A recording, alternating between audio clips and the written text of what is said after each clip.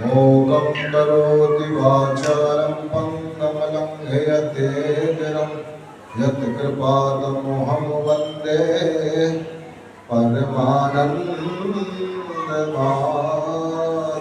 अपने अपने घर की सरकाहु पीर, उन्हें पीर सब घरन की सुधन धन गुरुदेव। तुलसी अपने राम को भजिए दिल विश्वास, कबहु गिरे ना सुने श्री रामचंद्र जी के दास, श्री सतगुरु जी के दास। अनंत ब्रह्मांड परम पिता परमात्मा के पावन चरणों में कोटि प्रणाम करते हुए परम पूज्य 1008 गीता पीठाधीश्वर को श्री गुरुदेव जी के पावन चरणों में कोटि प्रणाम करते हुए बहुत ही सुंदर संगीत में सुरताल मिला रहे हमारे संगीत कलाकार और हमारे साउंड सर्विस बड़े ही प्यारे भजन सुना रहे थे हमारे सेवा और श्रद्धा। बहुत सुंदर हमारी माताएं बहनों के द्वारा सुन रहे थे और गद्दी पर विराजमान श्री सोमानंद जी महाराज परम पूज्य प्रातः स्मरणीय, जिनकी छत्र छाया में बैठ करके हम परमात्मा का पावन आनंद ले रहे श्री पूज्य श्री महंत महाराज श्री जी के पावन चरणों में कोटि दंडवत प्रणाम करते हुए बड़ा ही आनंद आ रहा है। भगवान से नहीं चलेंगे, भगवान से तो जैसा हो वैसा ही पहुंच जाओ, बनावटी नहीं चल पाएगा। कितना प्यारा भजन था, सिद्धांत से भरा होगा, भाव प्रेम भक्ति से भरा होगा। देखो दुनिया में एक बहुत सुंदर बात बताई है हमारे महापुरुषों ने, ध्यान से सुनना। दया धर्म कर मूल है, पाप मूल अभिमान। तुलसी दया ना छोड़िए, जब लग घट में प्राण। सबसे बड़ा जीवन में दया को ही धर्म का मूल बताया है।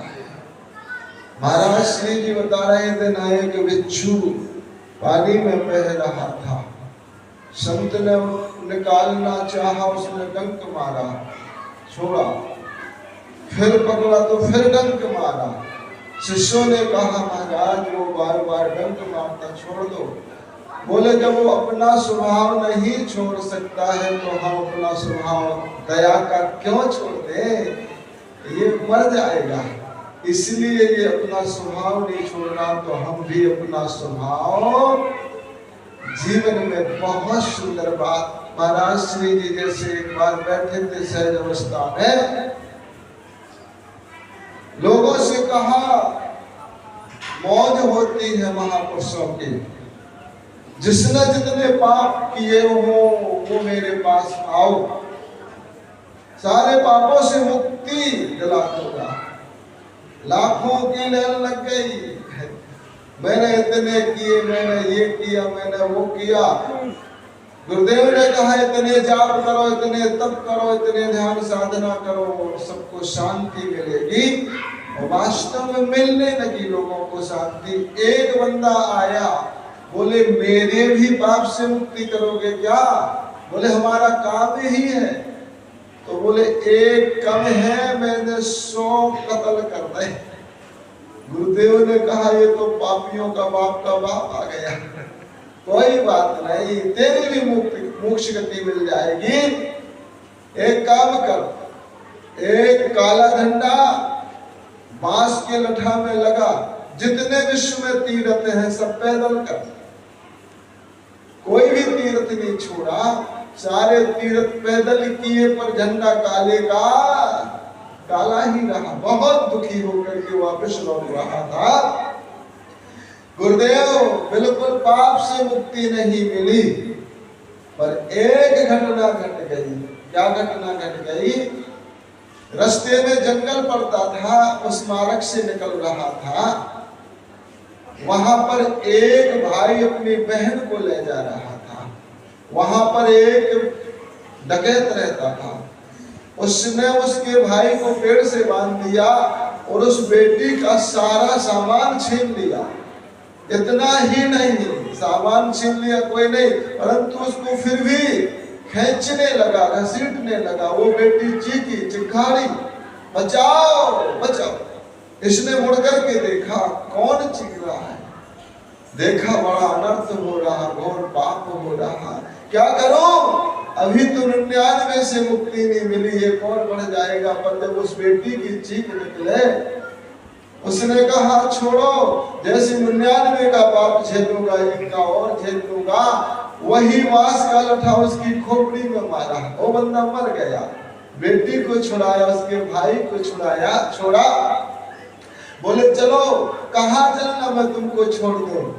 बेटी ने कहा भैया अब हम चले जाएंगे, आपने हमें इस दुष्ट से मुक्त कर दिया, हमारी लाज बचा ली तुमने। यदि वास्तव में परमात्मा तू है तो जिस भाई ने इस दुष्ट से मुक्त किया है, उस भाई को इसी जन्म में मुक्ति मिल जाए। तुरंत काला झंडा सफेद हो गया। बेटी ने जैसी अर्जी लगाई, काला झंडा सफेद हो गया। बड़ा प्रेम से भाव से जाकर के गुरुदेव को प्रणाम किया। गुरुदेव ने कहा बेटा ये तो बता, कौन से तीर्थ में ये काला झंडा सफेद हुआ? बोले गुरुजी बुरा मत मानना, किसी भी तीर्थ में नहीं हुआ।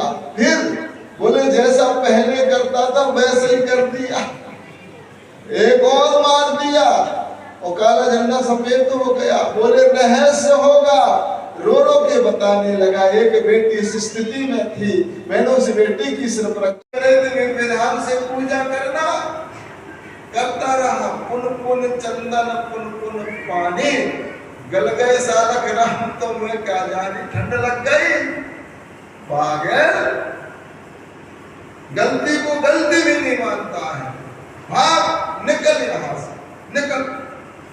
गुस्सा हो गए गुरुदेव, ठीक है गुरुदेव निकल रहा हूँ, पर अब कब मिलेंगे, कब आऊंगा? बोले आना तो ठाकुर जी को लेकर के आना, कभी मत आना। देखो कितना भाव था, इतना तप किया, इतना तप किया, इतना तप किया।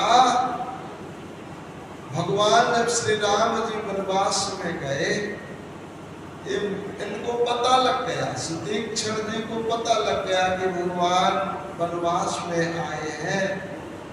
तो इतने प्रेम में विभोर हो गए, इतने प्रेम में विभोर हो गए, इनको ये भी सुध नहीं थी कि मैं आगे जा रहा हूँ कि पीछे जा रहा हूँ कि बगल में जा रहा हूँ, किधर जा रहा हूँ। इतने प्रेम में विभोर थे। भगवान सब दिख रहे खड़े खड़े, ये है भगवान का प्रेम। भगवान खड़े खड़े दिख रहे। भगवान ने कहा कब तक दिखेंगे, खड़े रहेंगे। हृदय में चतुर्भुजी नारायण का जैसे दर्शन हुआ, आँख खुल पड़ी। आँख खुली तो सामने भगवान खड़े, बहुत प्यार से मिले। कहाँ जा रहे हो प्रभु? जा रहा हूँ अगस्त ऋषि से मिलने जा रहा हूँ। बड़ा चतुर था। इसने कहा गुरुदेव भगवान बहुत दिन हो गए मुझे गुरुदेव के दर्शन नहीं किए। भगवान तो सब समझ गए इसकी चतुराई कि गुरुदेव से वचन दे करके आया है। गुरुदेव ने कहा था आना तो भगवान लेके आना, मुझे साथ में ले चलो तो मैं भी गुरुदेव के दर्शन कर लूंगा। कोई बात नहीं, चलो। गया। अब भगवान को बोला गेट पे खड़े हो जाओ। जाकर के गुरुदेव को प्रणाम किया और बताया कौशलेश दशरथ के जाए आए हैं वो, कौशलेश दशरथ के जाए हो गए। कोई कौशलेश के गुरुदेव गुरुकुल नहीं बोले। जिस निस्दिन देव जपत हो जेही, जिसका निस्दिन तुम ध्यान लगाते हो वो आए। जैसे ही सुना निस्दिन वो आ गए, मेरे इष्ट भगवान राम आ गए। गुरुदेव आपके वचन पूरे हो गए। दौड़ करके गया, गुरुदेव को बताया, और भगवान जब मिल गए तो गुरुदेव ने कहा धन्य है शिष्य हो तो ऐसा हो। भगवान के लिए भजन करोगे तो भगवान मिलेंगे, और यदि कामना के साथ भजन करोगे तो कामना तो पूरी हो जाएगी और भगवान चले जाएंगे। इसलिए जीवन में हर समय, हर पल, हर क्षण भगवान का ध्यान करो। कुछ भी नहीं खर्च पड़ता है भगवान का ध्यान करने में, भगवान का भजन करने में कोई खर्च नहीं है। हाँ, एक जरूर है कि ध्यान रखना पड़ेगा। 24 घंटा काम करते, उठते बैठते, चलते फिरते हर समय भगवान का ध्यान करो। देखो, एक महाराष्ट्र की घटना, सच्ची घटना बता रहे। एक जनाबाई नाम की माता थी, 24 घंटा भगवान का भजन करते थे, हर काम करते थे, परंतु बड़े बड़े संत मिलने के लिए आते थे जनाबाई से। एक बार की क्या घटना घटी, संतों की मंडली आई, जनाबाई के दर्शन करे चल करके। उस समय जनाबाई एक माता से लड़ रही थी, और किस कारण से लड़ रही थी? जो उपले होते हैं ना गोबर के, वो कह रही थी तूने उपले चुरा लिए मेरे। संतों ने ये देखा तमाशा कि ये बहुत लड़ रही है, ये कैसे भगवान की भक्त हो सकती है। वापस लौटने लगे सब। जनाबाई ने कहा गुरुदेव, जनाबाई से मिलने आए और लौट रहे हो बिना मिले, कैसे चल रही है? तो क्या करें माता, आपको लड़ता हुआ देख करके हमने कहा भगवान का भक्त तो ऐसा नहीं लड़ता है। तो बोले मैं क्या करूं, मुझे लड़ने की क्या शौक है? इसने मेरे उपले उठाए हैं, आज उपले उठाए हैं, कल और कुछ उठाएगी, परसों कुछ और चुराएगी, इसका जीवन पतन हो जाएगा, इसलिए मैं लड़ रही हूँ। तो संतों ने कहा कि क्या पता है कि तुम्हारे उपले इसने उठाए हैं? गुरुदेव, वास्तव में यदि पता करना ही है तो जाओ, ये उपले कान से लगाओ, जो मेरा उपला होगा उसमें गोविंद की धुनी निकलती होगी, जो इसका होगा उसमें नहीं निकलती होगी। संतों ने कहा हद हो गया, जड़ वस्तु में भी क्या गोविंद की धुनी हो सकती है? संतों ने कहा चलो देखो। और वास्तव में जब उस जनाबाई का उपला कान में लगाया तो गोविंद की धुनी निकलती थी। ये है भगवान का भजन, जड़ वस्तु को भी चेतनता में बदल दे। एक घटना नहीं, अनेकों ऐसी घटनाएं घटी हैं जो भगवान के लिए सिर्फ भजन करता है, उसके 24 घंटा भगवान अंग संग में रहता।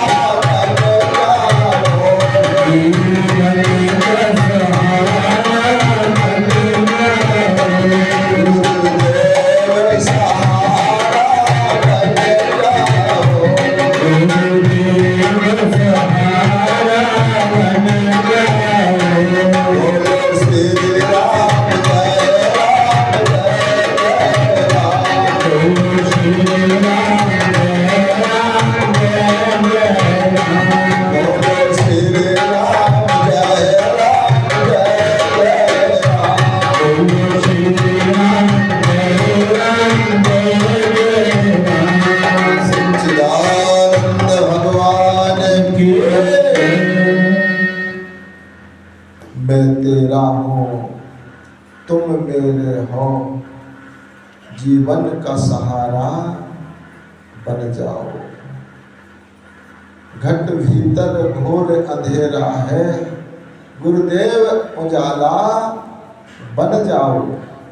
जुग बीत गए कई दरस बिना, नैनों के सितारा बन जाओ।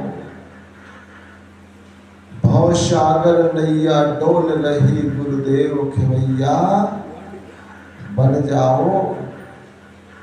देखो, एक नदी पार करना है तो मल्लाह की जरूरत पड़ती है और नौका की जरूरत पड़ती है। ये भव सागर है। इस भव सागर से भी पार होने के लिए किसी की जरूरत किसकी पड़ती है? गुरुदेव की। अच्छा, गुरुदेव पार करेंगे, कौन पार करेगा? गुरुदेव करेंगे पार। मान लो एक नौका भी है और मल्लाह भी है और यात्री भी है। अब कौन पार होएगा? कौन होगा पार? जो नौका पे बैठेगा। नौका भी खड़ी रहेगी, मल्लाह भी, यात्री भी खड़े रहेंगे, पर जो बैठेगा नौका पे वो पार। तो कौन सी नौका इस भवसागर से पार होने के लिए हमारे गुरुओं ने डाली है? कौन सी नौका है वो? भावो सागर जो पारे हो चाहा, राम कथा ता कही डेढ़ नावा। इस भवसागर से यदि पार होना है तो हमारे गुरुओं ने एक नौका डाली है। कौन? बोले नाम रूपी नौका। जो नाम रूपी नौका पर बैठेगा वो सहज में पार हो जाएगा। बताया है कल में ही केवल नामे आधारा, सुमर सुमर नर उतरे ही पारा।